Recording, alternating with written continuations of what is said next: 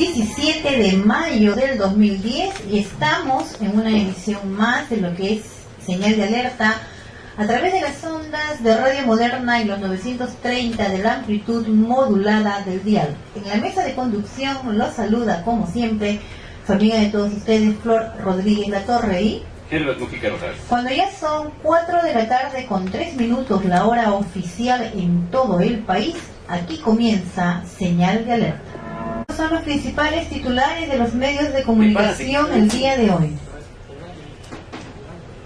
En Corpac, múltiples barbaridades, entre otras se prohíbe el hablar con los periodistas. Perú pierde más de 500 millones de dólares por huelga portuaria. Paralización cumple una semana y el gobierno no hace nada. La muerte. El presidente y el titular del Premierato quieren consagrar al Perú al Señor de los Milagros, como en 1923 cuando leía quiso consagrar el Perú al Sagrado Corazón de Jesús. ¿Qué ocurre? ¿Nos estamos volviendo al revés? Cada día se complica la situación de exministro y candidato Francis Allison. El desarrollo y ampliación de noticias en breves momentos. Con el editorial del día de hoy aquí en Señal de Alerta a cargo de Herbert Mujica. ¿Qué está ocurriendo en la Corporación Peruana de Aeropuertos Comerciales? ¿Qué pasa con el señor presidente del directorio, el señor Tello? Está incurso en 1001 denuncias, como en Cusco, tal como reza este documento, antecedentes penales del señor Tello. Hay denuncias ante el Congreso, o sea, están enterados todos sobre nepotismo.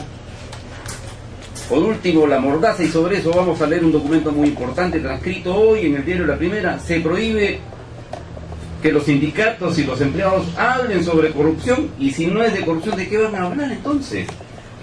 En la página 6, en un resumen más o menos extraordinario de este cúmulo de documentos que aquí vemos, nuestro colega Raúl Wiener, bajo el título "El Corpac prohíbe hablar con la prensa", ha escrito lo siguiente.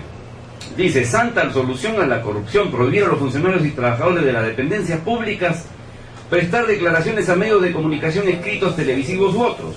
Va de retro, periodistas, y asunto terminado.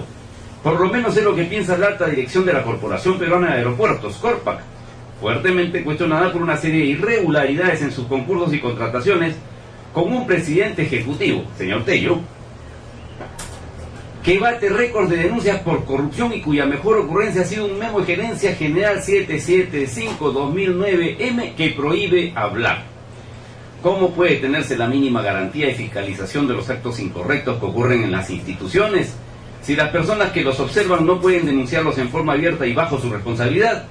¿No hay una flagrante contradicción entre el concepto de los principales directivos de Corpac y las nuevas normas que se están discutiendo en el Congreso para proteger los derechos de los denunciantes de hechos de corrupción? ¿Qué se cree en los señores Hugo Tello Castillo, presidente ejecutivo, y Felipe Vallejo Lee, gerente general, para imponer la mordaza a sus subordinados? Antecedentes. No decimos mucho si recordamos que Hugo Tello Castillo es un militante del partido de gobierno, en el mejor estilo de Julio Calderón, Osvaldo Chauca y otros que recorren cargos públicos y acumulan denuncias por diversos abusos. Así, nuestro personaje llegó a gerente de la subregión Luciano Castillo en Piura, provincias de Ayabaca, Paita, Sullana y Talara, y allí resultó denunciado por peculado, enriquecimiento indebido, malversación, asociación ilícita para delinquir, etc., por actividades simpáticas como A, pagos encubiertos dentro de los presupuestos de obras; B, pagos indebidos a consultores y asesores sin cumplir las calificaciones de ley; C, anticipos ilegítimos de pagos por servicios profesionales; D, proveedores únicos designados de manera directa; E, viajes y cobro de viáticos de manera irregular; F, sobreuso de los teléfonos por motivos personales; G, contratos indebidos en materia de seguros. Según la Fiscalía, estos hechos conformaban una conducta delictiva de un grupo organizado de depredadores de fondos públicos encabezados por Tello Castillo. Pero abiertos los procesos, no han podido avanzar porque el caballero se vino a Lima y se convirtió en funcionario de alto nivel del actual gobierno, razón suficiente para que los jueces dejaran el caso en stand-by desde hace 6 años. Corpac. Todos los procesos de Tello Castillo no le impidieron alcanzar en marzo del 2009 la presidencia de Corpac y desde allí volver a hacer de las suyas. Tanto que no ha tenido problemas para colocar a 4 parientes, cuñados y sobrinos en el plazo de un año.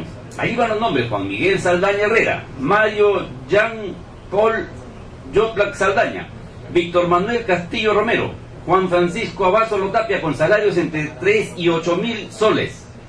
Claro, si uno sabe que está cometiendo abierto nepotismo, lo que hace es ordenar que nadie hable de este asunto, menos con periodistas entrometidos. Por lo menos eso es lo que piensa el señor Tello, pero el caso es más grave. Es el del sistema de radares, ya denunciado años atrás en la comisión de fiscalización que presidía Javier Velázquez Quesquén a indicios de la década, que detectó una sobrevaloración por 11 millones de dólares. Actualmente, Tello ha logrado silenciar este asunto y parece estar detrás de diversas movidas para que otras autoridades se hagan de la vista gorda. Para los sindicatos de Corpac, este sería un foco de corrupción que explica el poder de Tello. Al lado de ello está una dura campaña interna para conseguir la tercerización del seguro médico familiar a favor de una empresa de propiedad de uno de sus compadres. Hay otras denuncias contra Hugo Tello, los 6 estudios de seguridad que se pagaron los mismos consultores externos, cuando habían sido elaborados por la propia institución, según la primera el 10 de mayo en curso. Las licitaciones amañadas para ser ganadas por empresas relacionadas con los altos funcionarios, las coimas pagadas al administrador del aeropuerto de Cusco, que no fue sancionado sino transferido a Lima y encargado de la gerencia de compras. Parecen evidentes los motivos por los cuales se exige acuartelar Corpac y prohibir todo contacto con el periodismo. Hasta aquí la nota de nuestro colega Wiener. Pero francamente, esto es un escándalo.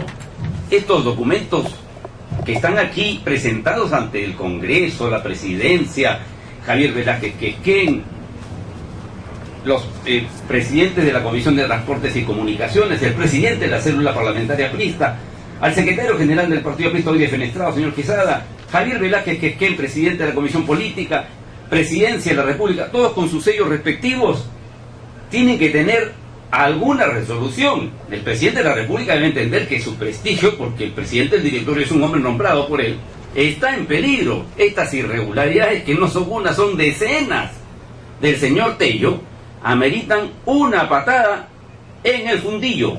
Y aquí paramos de contar. Bien, 4:11 es la hora en todo el país y está usted en la compañía de Señal de Alerta. Y vamos a continuar con más información el día de hoy aquí en Señal de Alerta. Chuschi, 30 años después de Sendero Luminoso, titula la nota. Más de 25 millones de soles se han invertido para modernizarla. Los pobladores han salido adelante pese a toda la barbarie, señala el presidente regional Ernesto Molina. Al cumplirse hoy 30 años del primer ataque senderista en la localidad de Chuschi, el presidente regional de Ayacucho, Ernesto Molina, ha señalado que con el pasar de los años la población ha sabido salir adelante y emprender un nuevo camino tratando de olvidar el dolor que les causó la terrible guerra interna del país. Actualmente, señala la nota, muestran otra cara de la moneda. Si bien es cierto que recordamos que en los 80 éramos una localidad débil, sin luz y ensangrentada, ahora podemos decir que nuestros niños y jóvenes caminan con tranquilidad por las calles, 30 años después. En mayo de 1923, durante el gobierno de Leguía, la Iglesia y el gobierno reeleccionista de Leguía que pretendieron consagrar el Perú al Sagrado Corazón de Jesús. Evidentemente era una maniobra política que pretendía, atentando contra la libre conciencia, simplemente consagrar al Perú a una determinada ícono religioso. El asunto